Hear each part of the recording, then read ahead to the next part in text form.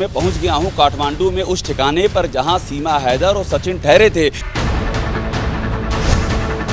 यहां वो 7 दिन तक रुके थे और जो शादी की थी उस शादी के भी गवाह यहां मौजूद हैं।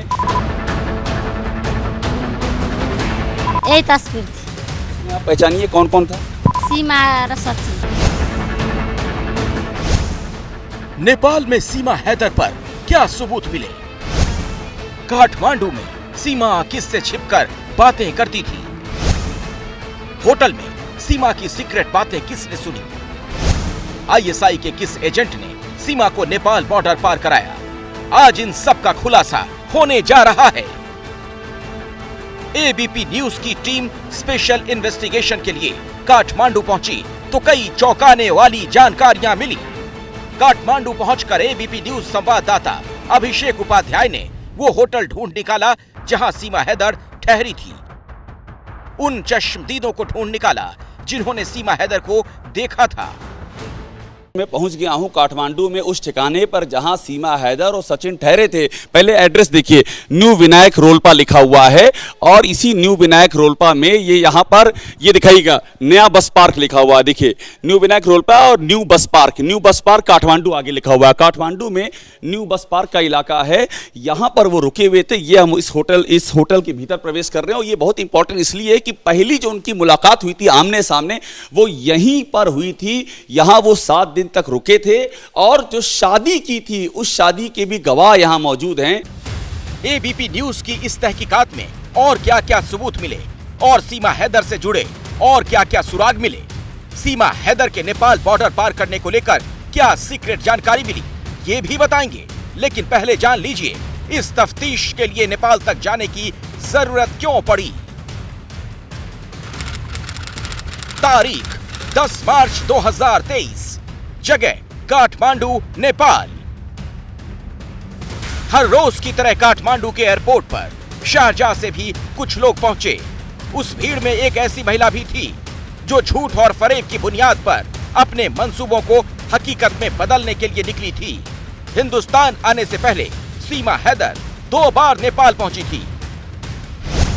पहली बार वो 10 मार्च अकेले ही कराची से शारजाह पहुंची और फिर शारजाह से नेपाल की राजधानी काठमांडू में वो 17 मार्च तक रुकी और इस दौरान उसके साथ सचिन भी मौजूद था। 17 मार्च को सचिन वापस हिंदुस्तान लौट आया, लेकिन सीमा नेपाल से शारजाह होते हुए वापस कराची लौट गई। पूछताछ में सीमा ने बहुत सी बात सच बताई है और बहुत सी बातें झूठी, जिसका खुलासा एबीपी न्यूज के कैमरे पर हुआ। सीमा ने बताया था वो पहली बार जब कराची पहुंची 7 दिन तक वहां रुकी। पहले वहां सीमा और सचिन ने जालसाजी की, इस पर से पर्दा उठ चुका है।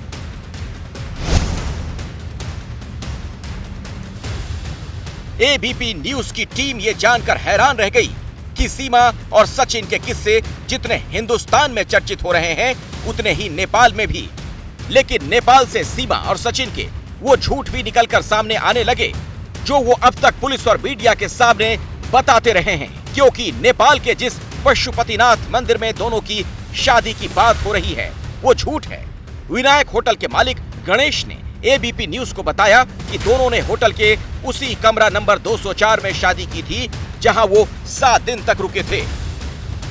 पहले सचिन आया, उन्होंने रूम बुक किया तो उसके बाद सीमा आई। हमको भी लगा शायद कि क्या पता हो पति पत्नी, पर शादी तो बाद में किया उन्होंने पशुपतिनाथ मंदिर में। नहीं, वो लोग पशुपति में नहीं किया था, वो जो सिंदूर डाले हैं वो लोग ने रूम में ही शादी किया। ये इनके रूम की है, रूम नंबर 204 में सिंदूर लगा रही है।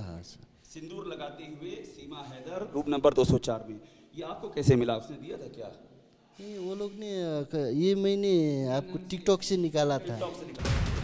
एबीपी न्यूज संवाददाता होटल मालिक का ये दावा सुनकर चौंक गए, क्योंकि सीमा और सचिन तो लगातार मंदिर में शादी की बात कह रहे थे।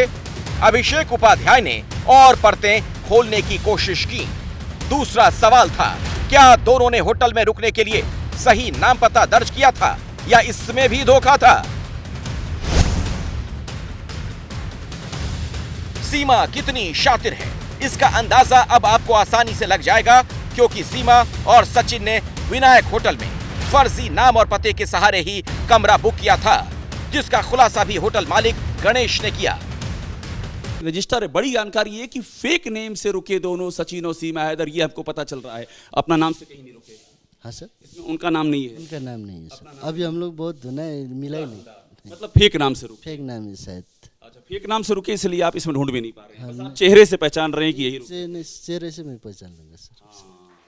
तो ये तो फागुन में 10 तारीख को, मतलब मार्च के महीने में 10 तारीख को, ये तो आपको 1 हफ्ता यहाँ रुके थे ना? 1 हफ्ता। हाँ सर, एक हफ्ते से भी शायद ज्यादा ही रुके थे। 8-9 दिन ऐसे रुके थे। साल 2020 ये वो दौर था जब मोबाइल पर हर तीसरा शख्स पबजी गेम खेलता था।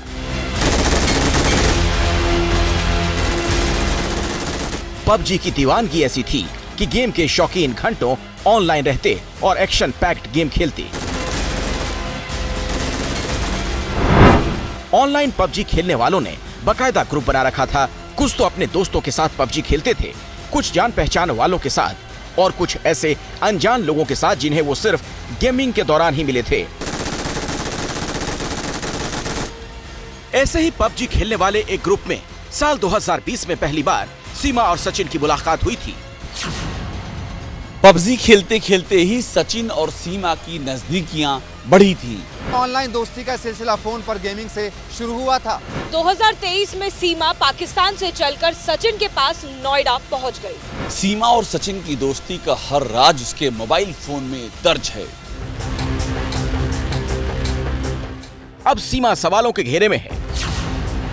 एजेंसियों के सवालों के जवाब सीमा के फोन से मिल सकते हैं, लेकिन सीमा का फोन गायब है। फोन का डेटा डिलीट हो चुका है। अचानक फोन का गायब हो जाना क्या कोई बड़ी साजिश का हिस्सा है?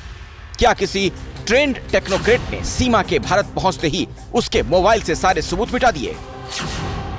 सीमा से एजेंसियां लगातार पूछताछ कर रही हैं। सीमा के ISI कनेक्शन के सूत्र तलाशे जा रहे हैं। इस कनेक्शन का सबसे सॉलिड सबूत है सीमा का फोन। सीमा के पास से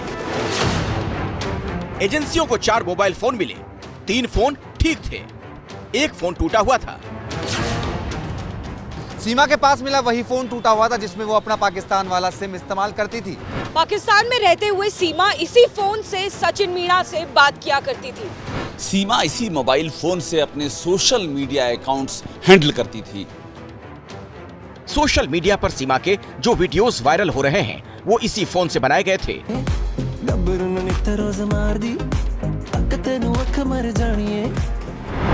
यानी इस फोन में सीमा के अतीत का हर राज दर्ज था। इस फोन का अचानक टूट जाना सीमा को लेकर संदेह पैदा कर रहा है। सीमा ने 4 मोबाइल और सिम कार्ड रखे, उनका इस्तेमाल किया और नेपाल से भारत में दाखिल होने से पहले उन्हें तोड़ दिया। अब वो नेपाल से भारत जब आई, उसके पास मोबाइल एक टूटा हुआ दिखाती है, उसके अलावा सारे सिम कार्ड नष्ट कर दिए गए। फोरेंसिक जांच के लिए ये जरूरी है कि सचिन का मोबाइल खंगाला जाए। सीमा अपने फोन की वजह से भी एजेंसियों के शक के दायरे में नहीं है। सीमा जब पाकिस्तान से नोएडा के लिए रवाना हुई थी तो उसके पास पाकिस्तान का एक सिम भी था, लेकिन ये सिम भी सीमा ने तोड़ दिया। इतना ही नहीं, सीमा ने अपने फोन से मई 2023 से पहले का सारा डेटा डिलीट कर दिया। ये सारे सबूत इस तरफ इशारा कर रहे हैं कि सीमा इतनी मासूम नहीं जितनी दिखती है। ये सबूत बताते हैं कोई है जो सीमा को फॉरेंसिक एविडेंस मिटाने में मदद कर रहा था।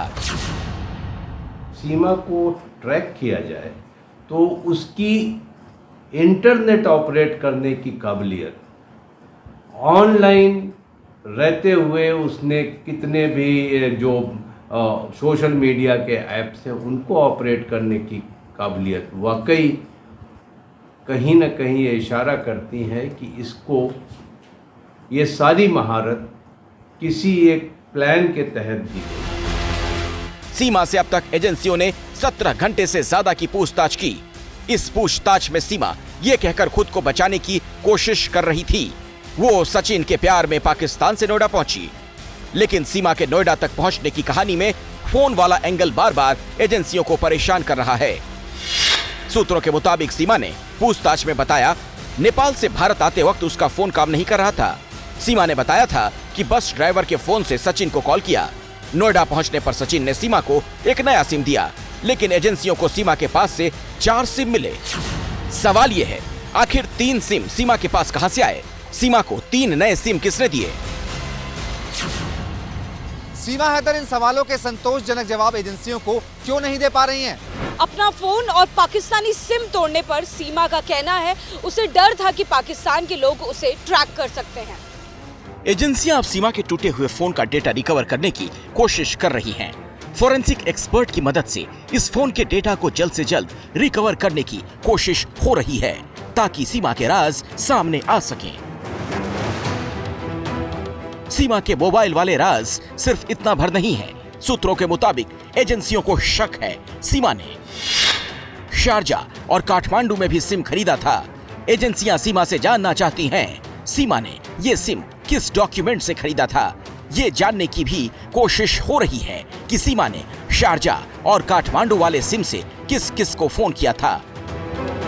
फोन से शुरू हुई सचिन और सीमा की प्रेम कहानी में फोन ही वो सबसे अहम सबूत है जो सीमा के अतीत का हर राज सामने लाएगा।